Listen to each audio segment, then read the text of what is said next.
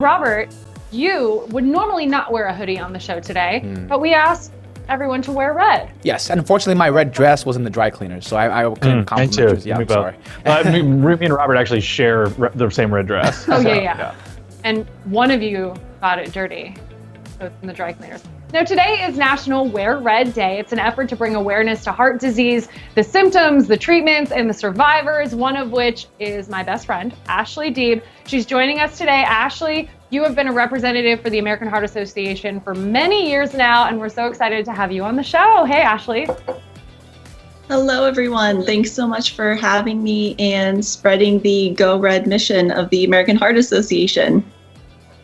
Ashley, we have been friends since kindergarten, and we graduated high school together. We celebrated each other's college graduations together, and you were in my wedding, but I could tear up thinking about this.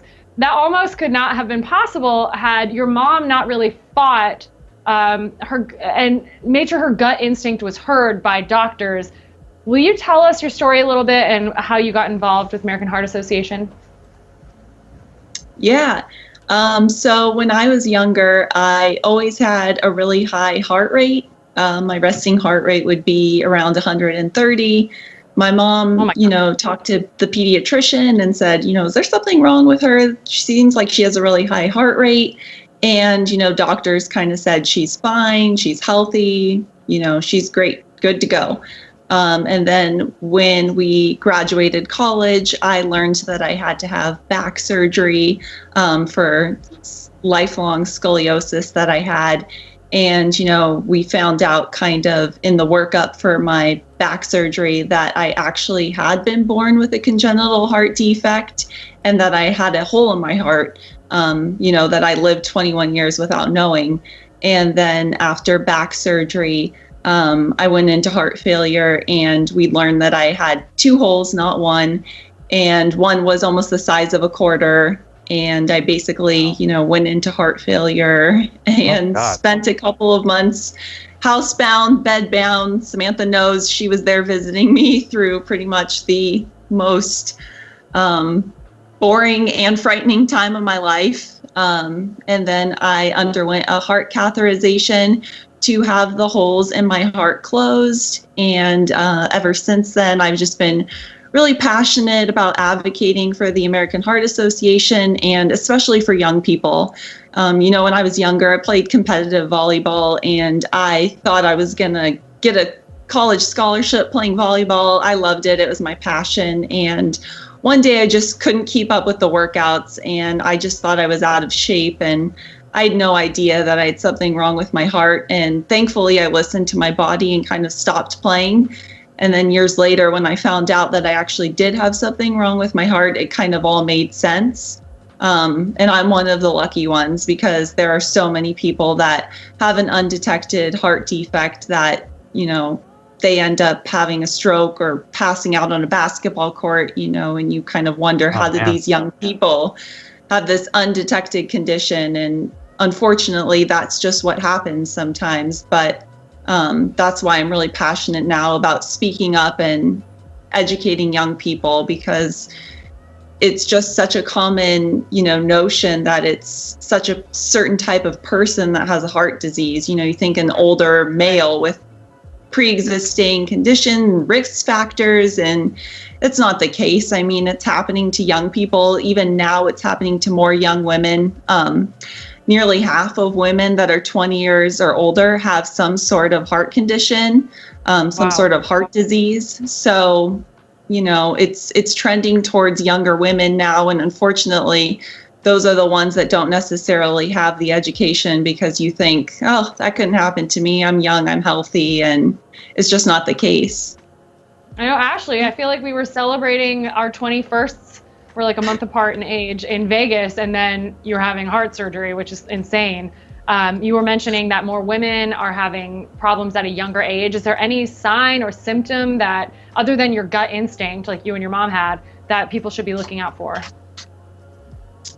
Yeah. So, I was young. I was 13, 14 years old, and I knew something wasn't right. I was, in volleyball tryouts, running suicides across the gym floor and running the bleachers. And I couldn't keep up. I thought I was going to pass out. I felt like my heart was going to pop out of my chest. And I didn't say anything to anyone. I just thought, wow, I'm really out of shape. That must be all it is. But, you know, it's not the case. I had something wrong. But because I was so young, I kind of, the best way to describe it is I suffered in silence because I just thought, oh, can't be anything actually wrong. I guess I just can't keep up anymore. So if you have kind of any intuition, like something isn't right, listen to your body. Something probably isn't right. And, you know, I had no reason to think I had something wrong with my heart, and I didn't say anything. And, you know, thankfully I listened to my body, but some people don't listen to their body and they're not as lucky as I am. I know, and your dad's a heart doctor. I wish we could have him on the other box talking back and forth, like affirming what Ashley is saying. In a few of the photos, he'd probably be like, "You're fine. You're fine." 21. But in a few photos, we're seeing you walking with your 757 cousins and your aunts and uncles and your whole family behind you. You've been such a great representative of American Heart Association, but also a great fundraiser. Tell us about the Heart Walk. That I know you're in Maine right now. Look at Charlie. I know you're in Maine, but every year across the country, there's a Heart Walk where people can get involved. How should we go about that? Yeah, so, you know, I've been really fortunate that I've been able to share my story with the American Heart Association and really advocate. But kind of my involvement with them started right after I had surgery in 2012. I signed up for the Heart Walk and I started fundraising, and I think most of the Heart Walks this year have gone virtual, and it's kind of walk where you are, which is great. Hopefully it gets a lot more people out there kind of just walking wherever you can, whether it's, you know, up and down your stairs or around your neighborhood or at a local park, but really kind of spreading the mission and the awareness. You know, 1 in 3 women dies of cardiovascular disease, and honestly, that's one too many. 1 in 3? 1 in 3. Oh my gosh, that's shocking. Ashley, I'm sure my co-anchors would like to ask embarrassing questions about me, but I'm not going to give them the opportunity to do that. Man, come on. What? What was that Vegas trip like? No. What's Sam doing in Vegas? Wouldn't you like to know? Ashley, where can people go to either support you, follow the mission? I know you didn't want any personal, you know, attention because of this. Heart.org, is that where you would like people to go and get involved? Heart.org, American Heart Association, your local chapter of the American Heart Association.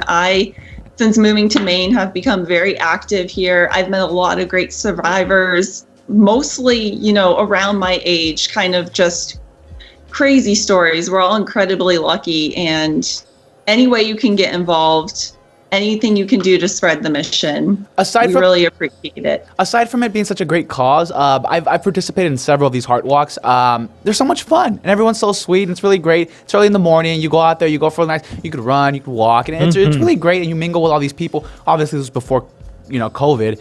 But I've been to a few of these, and I've had a good time, and I've learned, well, I wouldn't say I learned, but they teach you CPR there. They have like little CPR sessions where and they're able to walk you through that. So you learn lots of stuff. And it's a great time. So definitely, Ashley, I love. Yeah, because even if you hate the idea, of like actually helping people, at least you could go like Robert and meet people.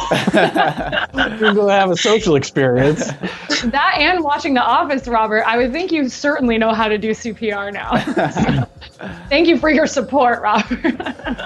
Ashley, thank you for chatting with us today on the show. It's such a weird thing when your personal life collides with your work life, and seeing you on the show just brings me so much joy.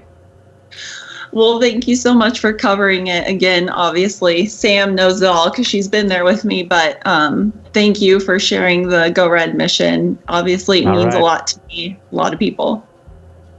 All right. Ashley, thank you so much. That's so sweet. Thank you, guys. We're going to take a break. When we come back, a little more 5 Live, then we're going to reset for KTLA 5 Live at 5. We'll see you in 2 minutes and 30 seconds. Blue Man Group, did you see them Blue Man Group when you were in Vegas? They were wearing red. Oh, that's so weird. Bye, Ashley. Thank you.